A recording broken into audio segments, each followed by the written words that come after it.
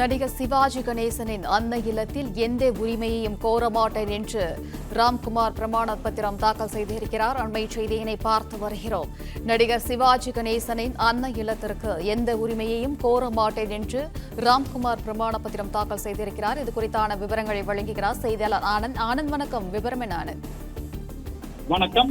நடிகர் சிவாஜி கணேசனின் அன்னை இல்லம் வீட்டின் மீது தனக்கும் தனது வாரிசுகளுக்கும் எந்த உரிமையும் பங்கும் இல்லை எனவும் எதிர்காலத்தில் எந்த உரிமையும் கோர மாட்டோம் என ராம்குமார் தரப்பில் சென்னை உயர்நீதிமன்றத்தில் பிரமாண பத்திரம் தாக்கல் செய்துள்ளார்.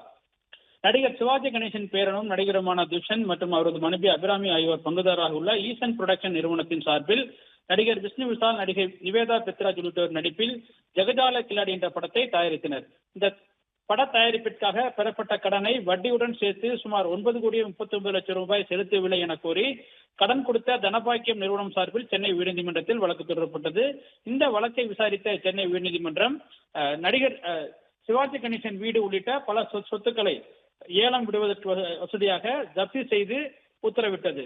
இந்த நிலையில் சென்னையில் உள்ள அன்னை இல்லம் வீட்டை ஜப்தி செய்து பிறப்பித்த உத்தரவை நீக்க வேண்டும் என கோரி நடிகர் பிரபு சென்னை உயர்நீதிமன்றத்தில் மனு தாக்கல் செய்தார். இந்த வழக்கு நீதிபதி அப்துல் குத்தூஸ் முன்பாக விசாரணை நடைபெற்று வருகிறது.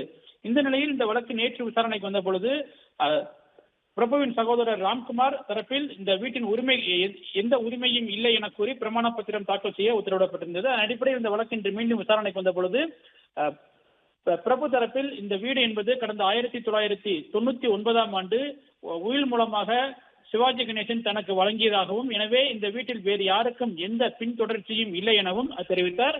அதே போன்று ராம்குமார் தரப்பில் ஒரு பிரமாண பத்திரம் தாக்கல் செய்யப்பட்டது. இந்த வீடு அன்னை இல்லம் வீட்டில் தனக்கும் தனது வாரிசுகளுக்கும் தற்போதும் அல்லது எதிர்காலத்திலும் எந்த ஒரு உரிமையும் இல்லை எனவும் எந்த உரிமையும் கோர மாட்டோம் எனவும் பிரமாண பத்திரம் தாக்கல் செய்யப்பட்டது. இதைத் தொடர்ந்து இருதரப்பு வாதங்களுக்காகவும் வழக்கினுடைய விசாரணையை வருகிற ஏப்ரல் 15ஆம் தேதிக்கு நீதிபதி அப்துல் குத்தூஸ் தள்ளி வைத்து உத்தரவிட்டிருக்கின்றார்.